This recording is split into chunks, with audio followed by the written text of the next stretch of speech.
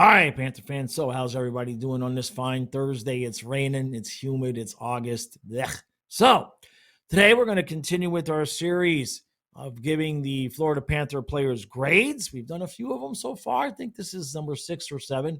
Today we're going to do Swaggy, Carter Verhaeghe. Now, Verhaeghe is one of the guys on the team that's actually won 2 cups.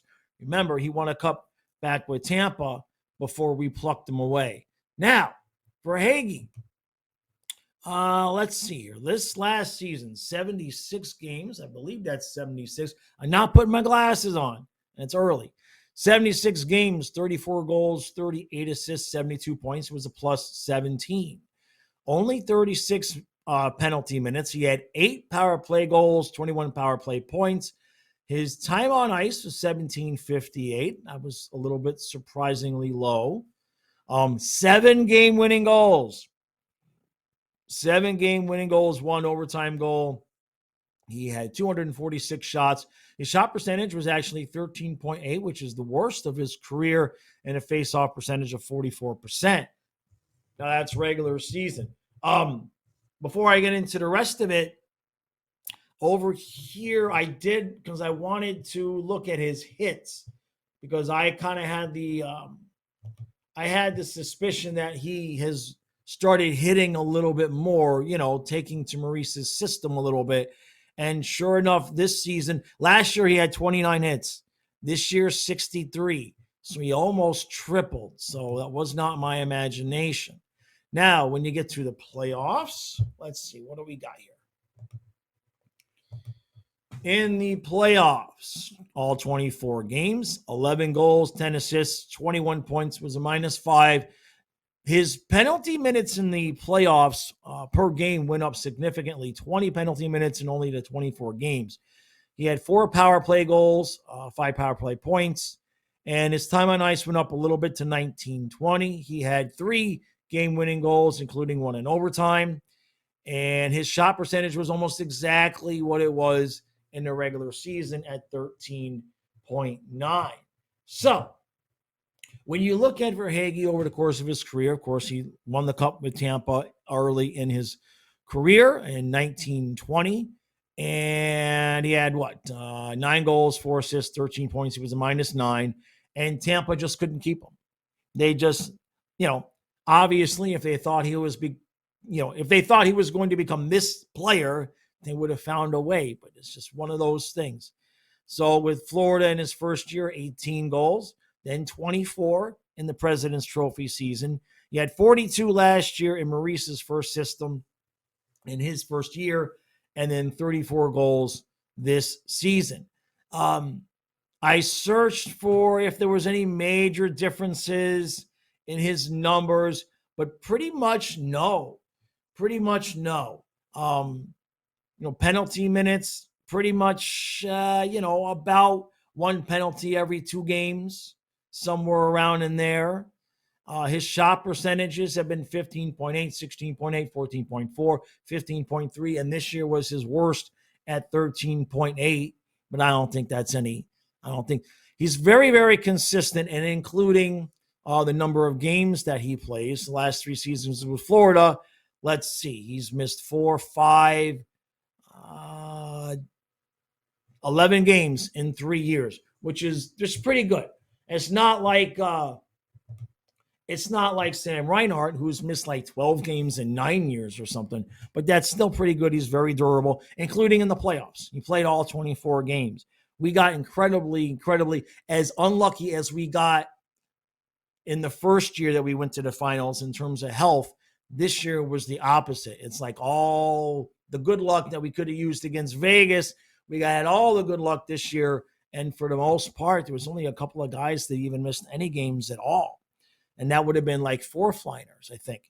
So in terms of Verhaeghe's grade, I can't really give him an A+ because, 8 fewer goals, but it was 5 fewer games. What I will say is I'm going to give him an A. I'm absolutely going to give him an A. But what I will say is that over the course of the years, he kind of came in with the reputation of not really being that good on defense. And I think sometimes players are just focused on one aspect of the game, and it's just assumed that, well, they can't do that other thing. It's like when you go to watch a concert, just because the guy's playing the drums doesn't mean he can't play the keys too. You see what I'm saying? Similar situation with Anton Lundell, where you saw he had 18 goals in the President's Trophy season when we weren't really as focused on defense. And since he started focusing on defense, his numbers have kind of gone down. With Verhaeghe, he has managed to improve his defense year over year and pretty much stay the same player offensively. It's early. I can't talk. So I'm going to give him the A. I won't give him a plus because his numbers goal-wise was a little bit down. I want 40 goals. I want 40 goals from Carter Verhaeghe. Carter Verhaeghe, considering how much we depend on him to score goals, that doesn't mean 35 is bad or anything like that.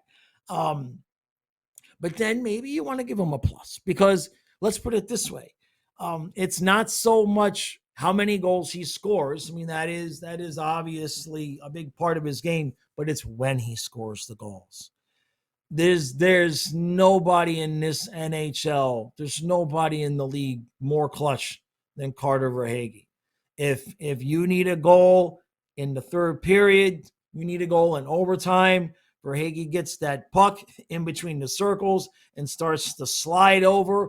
If you're on the opposing team, you may as well start skating off the ice because it's going in the back of the net. It's just over. If you let him get that puck in that zone and you give him room to shoot, the game is over. End of discussion. It's not even, when was the last time, we'll put it this way, when was the last time in an overtime game Verhaeghe got the puck around the circle and the game wasn't over? And he took a shot. You see what I'm saying? So A plus, the difference is trifle. Now, has he peaked as a player? I don't know about that. I don't know. I'm not so sure about that. 42 goals. I mean, we've seen what Sam Reinhart did. And I'm just thinking about something right now. Now, supposedly we had heard during free agency, we had heard that the Panthers and Verhaeghe kind of had a extension sort of agreed upon already at like 8.2, but then that was it and nothing ever materialized. Now, this is his contract year. And we saw what Huberdeau did in his contract year. We saw what Reinhart did in his contract year. And we've seen what other players have done in his contract year. So while I'm sure Verhaeghe would like to stay, he's not somebody that has been as vocal as, say, an Ekblad or a Reinhart about wanting to stay. He's just kind of quiet about it. And it's not like he's been making a ton of money. His deal is good, but let's be, like Reinhart had already been making like 6.5, right? I think Verhaeghe's like 4.2 or 4.4 or something like that. So he's not made the same amount of money as somebody like Reinhart or like Ekblad's been at 7.5 all these years. So he'd probably be willing to take a pay cut. Verhaeghe is going to want to get paid. Probably can pay him if we get rid of Ekblad, and that's a whole different video. But the point is that if he's already had a 42-goal season and this is a contract year, I do not believe that 50 is out of the question. I do not believe that 50 is out of the question, especially since the defense may not be all that. It may not be the same in the beginning of the year. We may have some defensive struggles at the beginning of the year, much like we did in Maurice's first year. Not as bad, but the point being is that there may be an extra game or two where we need Verhaeghe to pick up some slack. We'll put it that way, okay? We are going to get everybody's best effort right now. We are the Stanley Cup champs. So every team that we face, we've got the bullseye, right? They're going to be coming for us. So we may need to win some games 4-3 instead of 2-1. You know what I mean? When you combine the changes on defense with the fact that other teams are going to be playing harder against us, coupled with the likely, Stanley Cup hangover, it may not be 2-1 so much the beginning of the year. It may be 3-2, 4-3, 5-4. You know what I mean? We don't know how Spencer Knight's going to be. So it would not surprise me if when we need those extra goals, that Verhaeghe picks up the slack. So all things considered, I don't think we've seen him peak. I think everything combined this year leads me to believe that he's going to have a 50-goal season. I know that seems a bit much to predict, but if he stays healthy, I think that's what we're going to see. And as long as he continues to even just stay where he's been on defense, he's very willing. A lot of back checking, forward checking. I've seen him hitting. The numbers bear that out. It's just crazy with these grades that have been hanging out, guys, because it's just like player after player after player. You're just like, when you look at each player on an individual basis and it starts to add up, you just realize how lucky we are as Panther fans, and just how crazy it is, the difference between now and even 5 or 6 years ago, when we would have been talking about Seth Griffith and Jakob Kindl. I always get that name in every once in a while. That's why you should not eat before you watch my videos. All right, that's it for today. I appreciate all the support. I'll see you all again tomorrow.